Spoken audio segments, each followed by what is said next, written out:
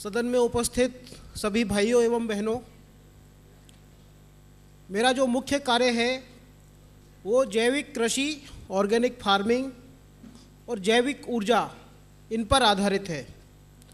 वास्तव में देश का जो विकास है, उस विकास के साथ साथ हम जिस विकास की तरफ बढ़ रहे हैं वह पर्यावरण को नुकसान पहुंचाने वाला हमारे विकास की कल्पना बनी हुई है।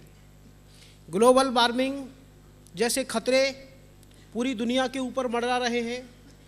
आज सबसे महत्वपूर्ण बात यह है कि हमारे देश के कुल बजट का 33% रुपया हम कच्चे तेल के आयात पर खर्च करते हैं। दिनों दिन बढ़ रहे मोटर वाहन, उनके कारण पर्यावरण प्रदूषण तो होता ही है। देश के विकास का जो पैसा इस देश के विकास में लगना चाहिए, हमारे बजट का पैसा, वो पैसा आज हम कच्चे तेल के आयात पर खर्च करते हैं। तो उससे एक तो हमारे देश की विकास दर कम होती है। दूसरा, अभी भारत सरकार ने एक कॉन्फ्रेंस की थी दिल्ली में, इंडिया अफ्रीका हाइड्रोकार्बन कॉन्फ्रेंस, उसमें मैं खुद उपस्थित था। तो वहाँ हमारे देश की सरकार की ये चिंता थी कि अरब देशों में जो खाड़ी देशों में जो कच्चे तेल का भंडार है वो समाप्त हो रहा है, तो वो हमको कैसे मिले। तो हम सोच रहे हैं कि हम अफ्रीकन देशों से लें, पर मैं ये सोचता हूँ कि अफ्रीकन देशों से लेना है या अरब देशों से लेना है, उनके स्थान पर हम अपने वैकल्पिक ऊर्जा स्रोतों के बारे में देश में काम करें। हमने कुछ काम अभी प्रारंभ किया है। देश में 20 करोड़ पशुधन है।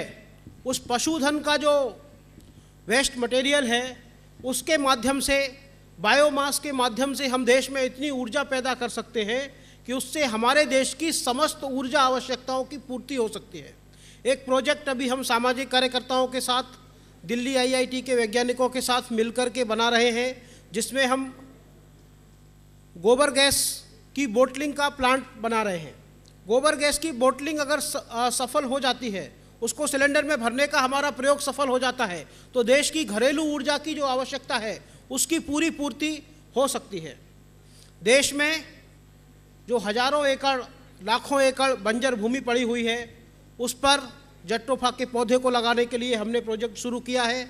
अभी मध्य प्रदेश के कई गांवों में हमने वो काम शुरू किया है और उसमें हमने 5 गांव ऐसे तैयार हम कर रहे हैं जो ऊर्जा के लिए किसी पर भी निर्भर नहीं रहने वाले हैं। वो अपनी ऊर्जा की पूर्ति खुद करेंगे। लोगों को जो खाद्यान्न मिलेगा वह भी पूरा ऑर्गेनिक होगा। मध्य प्रदेश सरकार के साथ मिलकर के मध्य प्रदेश को हमने ऑर्गेनिक स्टेट डिक्लेयर कर दिया है और वहाँ पर ऑर्गेनिक फार्मिंग की पूरी पॉलिसी बना दी है। तो लोगों को स्वास्थ्य, शिक्षा और रोजगार ये सब उपलब्ध हो सके, इसके लिए ग्रामीण विकास आवश्यक है, गांव का स्वावलंबन आवश्यक है और हमारी विदेशों पर निर्भरता समाप्त हो, हमारे देश का पैसा हमारे देश के विकास में लगे। इस प्रकार के कई सारे कार्यों में मैं संलग्न होकर के कई सामाजिक संस्थाओं के साथ, कई राज्य सरकारों के साथ ये काम कर रहा हूँ। आप लोगों ने मुझे यहाँ बुलाया, उसके लिए बहुत बहुत धन्यवाद।